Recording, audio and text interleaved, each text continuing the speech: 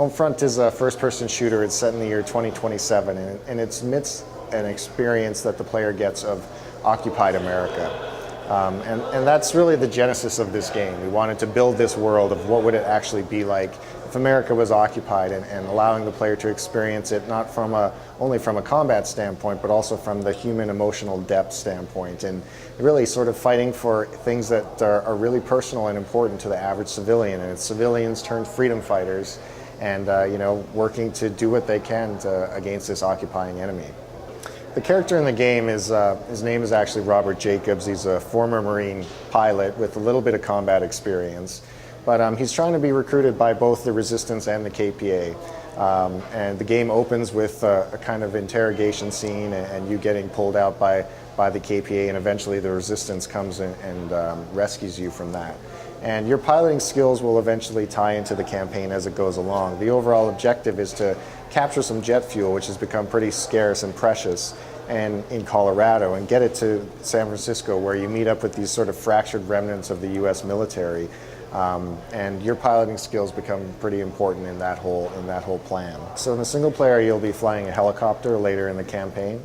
On the multiplayer side, we have everything from APCs and tanks and helicopters and drones and all sorts of the cool vehicles. You fight through the entire single player campaign with this small Resistance squad.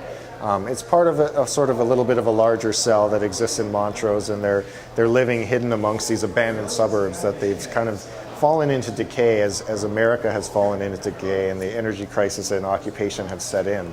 But there's really four main characters in the game that you fight with, and there's Boone, the African-American leader of the squad, and there's Rihanna, who's a female combatant that you fight with, and Connor, he's a little bit more of the kind of hard and tough, really sort of not a military side, but sort of the rough and tough fighter. And then there's Hopper, who's Korean-American, and he's the kind of mechanic and engineer.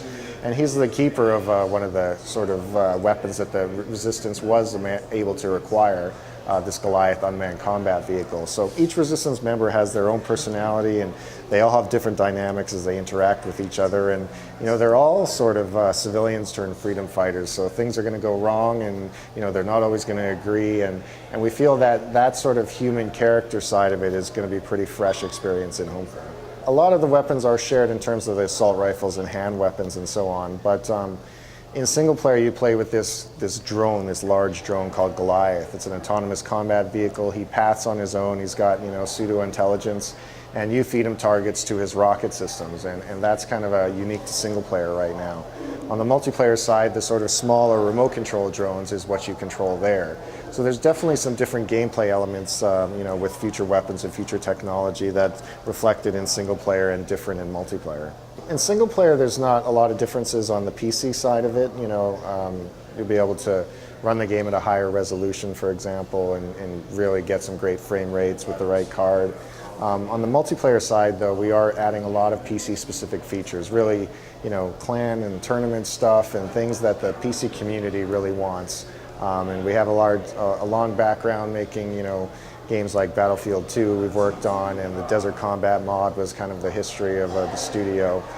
So we're really focused on not just making the PC game a port, but really focusing features for the PC community.